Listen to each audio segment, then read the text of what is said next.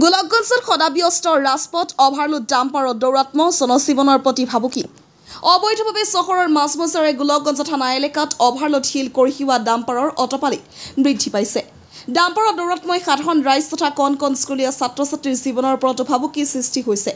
অভিযোগ মতে অভাৰলোড শিল কঢ়িওৱা ডাম্পাৰসমূহ কোকৰাঝাৰ জিলাৰ শ্ৰীৰামপুৰৰ পৰা তামাৰঘাট পাগলাঘাট হৈ আহি তামাৰঘাট মেৰত 17 নং ৰাষ্ট্ৰীয় ঘাইপথত উঠে। তাৰ পৰা পোনে পোনে 17 নং ৰাষ্ট্ৰীয় ঘাইপথৰে নগৈ অবৈধভাৱে গোলকগঞ্জ চহৰৰ মাজমজিয়াৰে কোনাঘাট আন্তৰ্জাতিক বাণিজ্য কেন্দ্ৰলৈ যায়, যাৰ ফলত সাধাৰণ ৰাইজ তথা কণ কণ স্কুলীয়া ছাত্ৰ ছাত্ৰীৰ যাতায়াতত বহু অসুবিধাৰ সন্মুখীন হৈছে। সন্ধিয়া 8 বজাৰ পৰা ৰাতিপুৱা 9 বজালৈকে গোলকগঞ্জ চহৰৰ মাজেৰে লাৰিনিচিগা শাৰীপথে অভাৰলোড শিলৰ ডাম্পাৰে, যাৰ ফলত যোৱাকালি নিশা ডাম্পাৰ অভাৰটেক কৰোঁতে বাইক আৰু কেইজনমান যুৱকে ডাম্পাৰৰ খুন্দাৰ পৰা ভাগ্যক্ৰমে ৰক্ষা পৰে। সমান্তৰালকৈ কেইমাহমানৰ পূৰ্বে মেৰামতি কৰা পকীপথৰ ব্লেক টিপিং পুনৰ উৱলিব আৰম্ভ কৰিছে। তদুপৰি ব্লক মোৰ 17 নং ৰাষ্ট্ৰীয় ঘাইপথৰ কাষত আৰু চিকিৎসালয় সমূহভাগত চিচি ব্লকো উঠি গৈছে। উক্ত ঘটনা সন্দৰ্ভত ধুবুৰী জিলা আক্ৰছ সভাপতি শ্যাম ৰায়ে প্ৰতিক্ৰিয়া প্ৰকাশ কৰিছে। তৎসত্বেও কাণ সাৰ নাই প্ৰশাসনৰ। ইয়াৰ এক উচ্চ পৰ্যায়ৰ তদন্তৰ দাবী জনাইছে ৰাইজ তথা আক্ৰছৱে। News desk report, North East Frontier news.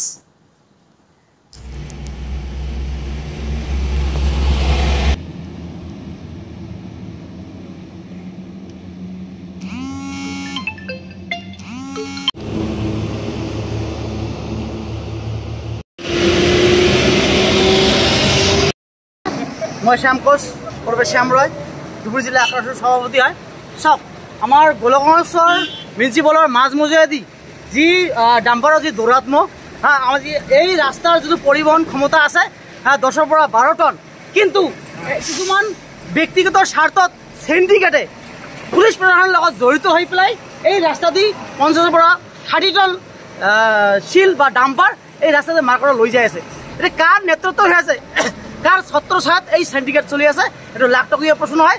আমি ইমিডিয়েট ধুবুৰী জিলা আক্ৰছৰ পৰা আহ্বান জনাওঁ, অতি সোনকালে এই ডাম্পাৰৰ দৌৰাত্ম বন্ধ হ'ব লাগে, নহ'লে এই হাইৰোড বা এই ৰাস্তা আমি ব্লক কৰিম, নহ'লে থানা ঘেৰাও কৰিবলৈ আমি বাধ্য হ'ম। চাওক, আমি ইতিমধ্যে নিশ্চয় আমি চেয়াৰপাৰ্চনক আমি অৱগত কৰাইছোঁ যে আমাৰ গোলকগঞ্জৰ মাজমজিয়াদি মিউনিচিপালৰ মাজমজিয়াদি যিবিলাক ডাম্পাৰ হৈ আছে এইটো বন্ধ হ'ব লাগে। আমাৰ পৌৰসভাৰ কোনো গুৰুত্ব নাই। লগতে আমাৰ পুলিচ প্ৰশাসনক ইয়াৰ আগতে অৱগত কৰিছিলোঁ, আমাৰ চাৰ্কেল অফিচাৰক জনাইছিলোঁ, কিন্তু কোনো ভূমিকা নাই। কিন্তু ইয়াৰ কাৰণে আমি আক্ৰছৰ তৰফৰ পৰা আমি নিজে ৰাস্তাত আহিছোঁ আৰু এই ডাম্পাৰবিলাক যেনেকৈ গৈ আছে এটা সিন্ডিকেটৰ জৰিয়তে এটা কোটি টকীয়া এটা বিজনেছ চলি আছে। প্ৰতি নিশাই আমাৰ 50ৰ পৰা 60 টন ডাম্পাৰ গোলকগঞ্জ মিউনিচিপালৰ মাজমজিয়াদি গৈ আছে। এইটো পুলিচ প্ৰশাসনৰ একদম থানাৰ সন্মুখেদি গৈ আছে, কিন্তু পুলিচ প্ৰশাসন নীৰৱ। আমাৰ অসম চৰকাৰ নীৰৱ। এই কাক কম, আমি ৰাইজৰ হৈ আমি কৈ আছোঁ, ধুবুৰী জিলা আক্ৰছৰ তৰফৰ পৰা অনুৰোধ জনাইছোঁ পুলিচ প্ৰশাসনক, এইটো যদি বন্ধ নহয় আমি ইমিডিয়েট এই ৰাস্তা হয় ৰোড ব্লক কৰিম, নহ'লে থানা ঘৰ কৰিবলৈ আমি বাধ্য হ'ম। অসম চৰকাৰক কিবা ক'ব বিচাৰে নেকি? নিশ্চয়, আমি অসমৰ মাননীয় মুখ্যমন্ত্ৰী ডক্টৰ হেমন্ত বিশ্ব শৰ্মাক অনুৰোধ জনাইছোঁ যে এনেকুৱা সিন্ডিকেট বন্ধ হ'ব লাগে। আপুনি নিজেই কয় যে অল অসমত সিন্ডিকেট মই বন্ধ কৰিম, কৰাপশ্যন বন্ধ কৰিম। কৰাপশ্যন ক'ত বন্ধ হ'ল আপোনালোকে চাওক।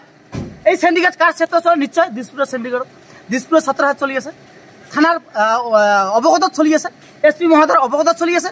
নহ'লে কেনেকৈ এই অভাৰলোড ডাম্পাৰ এই গোলকগঞ্জ মিউনিচিপালৰ বৰ্ডাৰ মাজমজিয়াদি গৈ আছে? এটা লাখ টকীয়া প্ৰশ্ন, বহুত লেনদেনৰ কথা আছে।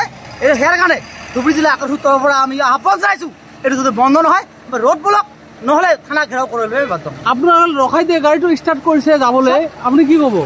আমি বন্ধ কৰিছোঁ যে এদি যাব নোৱাৰিব, বেলেগ ফালে ৰাস্তা আছে, আপুনি ব্যৱসায় কৰক, আমি বাধা নাই। কাৰণ আমাৰ নিবনুৱা সমাজে ব্যৱসায় কৰিব আমাৰ বাধা নাই।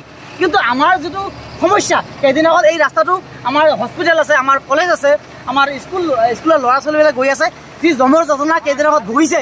তাৰপিছত আমাৰ ৰিপেয়াৰিং হ'ল, ৰিপেয়াৰিং হোৱাৰ পিছতো এই গাড়ীবিলাকৰ যিটো দৌৰাত্ম, এই দৌৰাত্ম বন্ধ হোৱা নাই।